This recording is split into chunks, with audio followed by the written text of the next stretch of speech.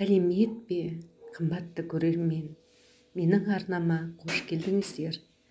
Бүгін кешкі асқа жеңіл, пайдалы, оңай жасалатын тағам жасаймыз. Пиязды турап, пияз тартқыштан өткізіп тартып аламыз.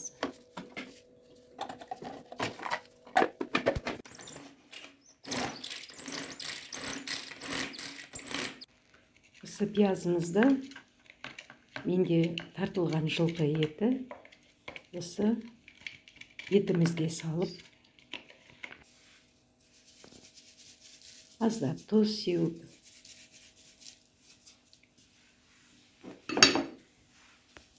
кішкене бұрыш сеуіп,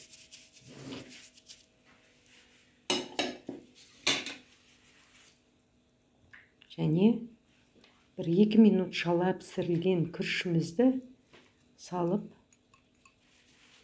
араластырамыз.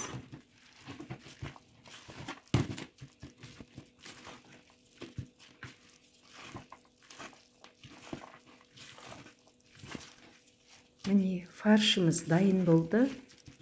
Енді 3-4 бас пиязымызды турап алайық.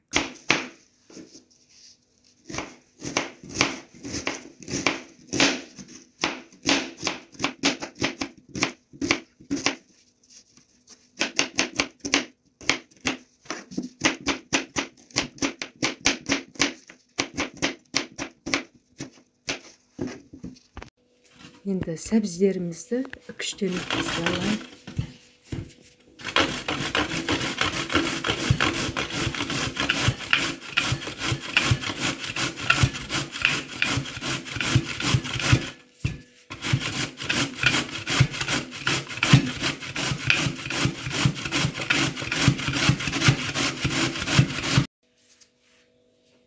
Фаршымызды қолымызды сулап жіберіп, бір араластырып жіберіп, домалақтап аламыз. Қымбатты оқырман, қазақша каналдың дамуына үлес қосып, және де жаңадан шығатын рецепттерімді жіберіп алмас үшін каналыма тіркеліп, қоңырауша белгісін басып қоюды ұмытпаңыздар.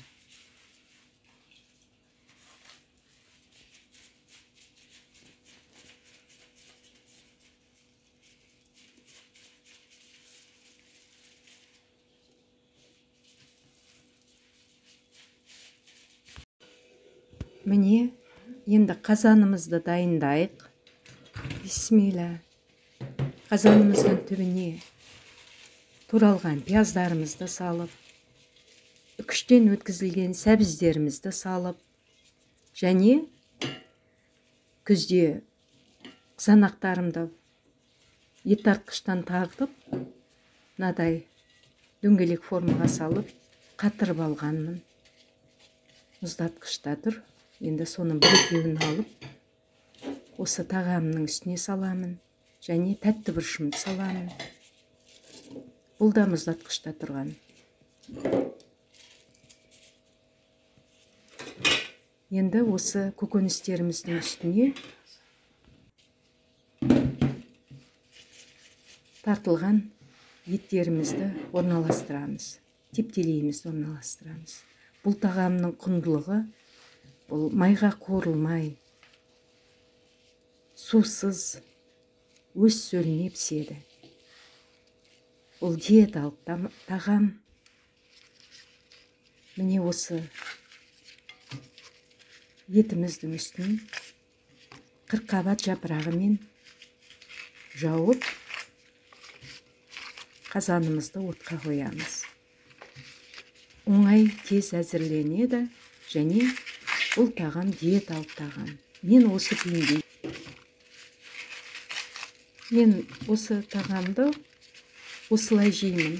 Себебі барлық адамға пайдалы, және денсаулығыма байланысты солай тұздықсыз жеймін.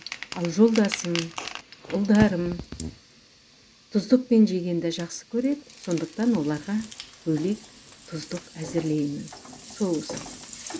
Табамызға бір ас қасық өсімдік майын және бір ас қасық сары май салып, табамызды қыздырып, және уақтап тұралған пиязымызды салып, қорып аламыз кішкене. Және үкіштен өткізілген кішкене сәбізімді алып қалдым.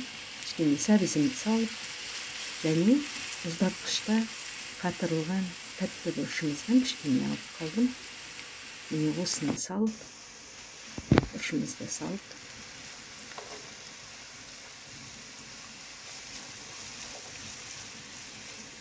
араластырып аламыз.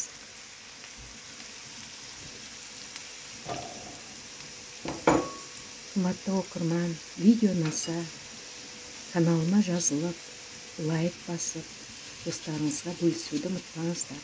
Тағамы өте пайдалы, денсаулыққа пайдасы өте зор. Және кішкене тұз салып, шым-шым қант салып араластырамыз. Және осы пияз, сәбізімізді, тәтті бұрышымызды табамыздың шетіне ысырып, томатымызды салып, кішкене майға аздап қорып аламыз. Бұл томатты қолдан өзім жасадым үйден. Оны келесіде түсіріп көрсетемін. Биыл түсіріп үлгере алмай қалдым.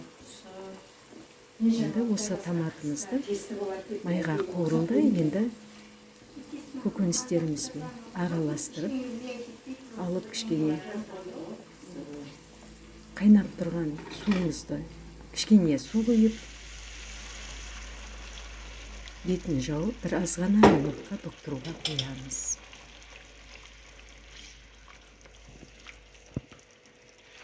Міне тағамыз дайын болды. Сіздер де дайындаңыздар. Өте дәмді, пайдалы тағам. Ас болсын.